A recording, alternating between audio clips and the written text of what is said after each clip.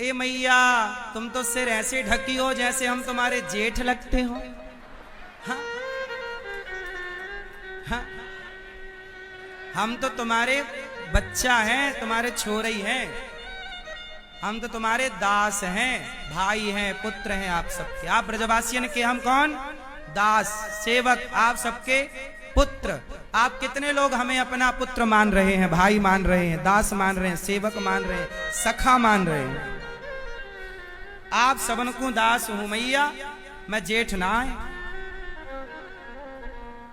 मैं सबन से छोटू हूं।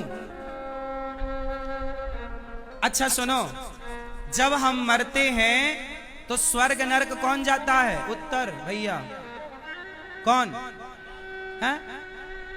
कर्म। अरे कर्म तो जाएंगे, पर कर्मों को भोगेगा कौन? भोगने के लिए कोई चाहिए ना। आत्मा को लिखा है गीता में, नैनम छिंदंती शस्त्राणी नैनम दहति पावका। आत्मा को सुख नहीं, दुख नहीं होता, शरीर यहीं जल जाता है। फिर लोग कहते हैं स्वर्ग जाओगे, नरक जाओगे, मोक्ष पाओगे। भैया ये स्वर्ग जाता कौन है, नरक जाता कौन है? हम तो यहीं जल जाते हैं चिता पर। आत्मा को स्वर्ग नरक से कोई मतलब नहीं, आत्मा ऑलरेडी मुक्त है, ऑलरेडी। गीता में नहीं कहा भगवान ने वासांसी जीर्णानि यथा विहाय, जैसे कपड़ा आप बदल के फेंक देते हो फिर नया, ऐसे शरीर को त्याग कर आत्मा नया कपड़ा धारण। आत्मा को ना बंधन, ना मुक्ति, ना आग जला सकती, ना वायु उड़ा सकती, ना पानी गीला कर सकता। आत्मा के बारे में है ना। तो आत्मा को नरक में यातनाएं थोड़ी मिल सकती। यमराज कितनी ताकत के वो आत्मा को कष्ट दे सके। सवाल खड़ा हुआ कि नरक स्वर्ग जाता कौन है? हम तो यहीं जल जाएंगे चिता पर, कौन जाएगा? मैया क्या बोलती तू?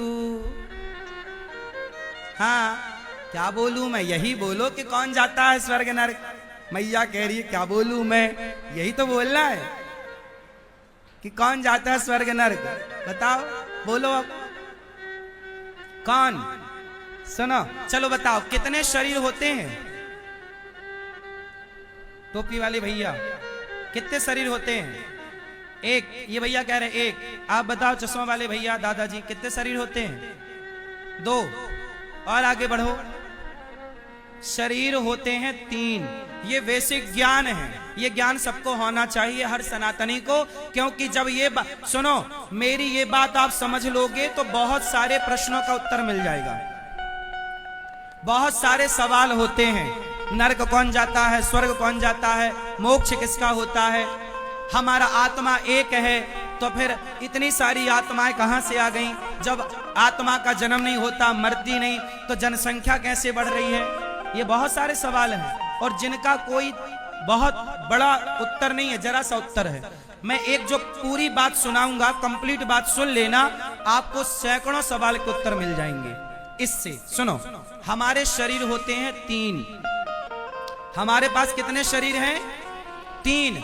पहला शरीर बैठा है सामने, इसे बोलते हैं स्थूल शरीर। एक शरीर और होता है जिसे कारण शरीर कहते। कारण, कारण का मतलब होता है कि जिस कारण आपको मनुष्य बनाया, जिस कारण आपको भाई, बिना कारण के कार्य नहीं होता।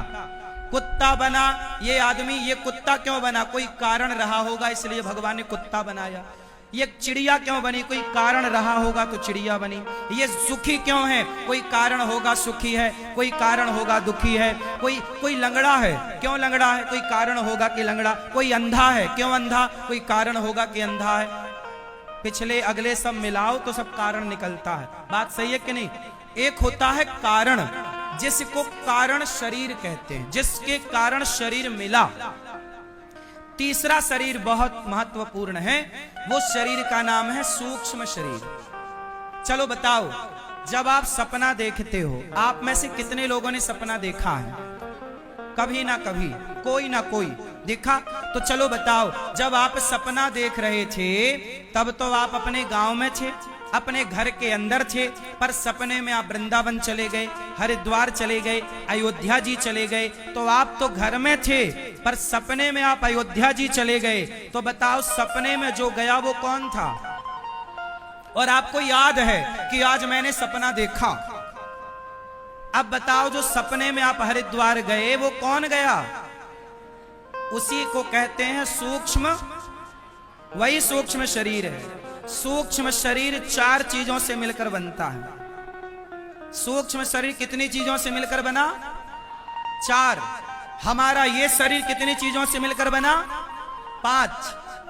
स्थूल शरीर बना मैया 5 चीजों से, पृथ्वी, जल, वायु, अग्नि, आकाश।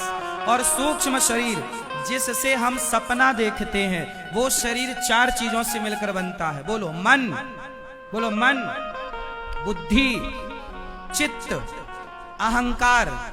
इसे अंतःकरण चतुष्टय कहते हैं। ठीक है, इन चारों के समन्वय को सूक्ष्म शरीर कहते हैं। जब हम मरते हैं तो हमारा ये शरीर जलता है, पर जो सूक्ष्म शरीर होता है जिससे हम सपना देखते हैं, यमदूत आते हैं, उसी शरीर को पकड़ करके ले जाते हैं और वही स्वर्ग और नरक का भोक्ता बनता है, वही जाता है, उसी का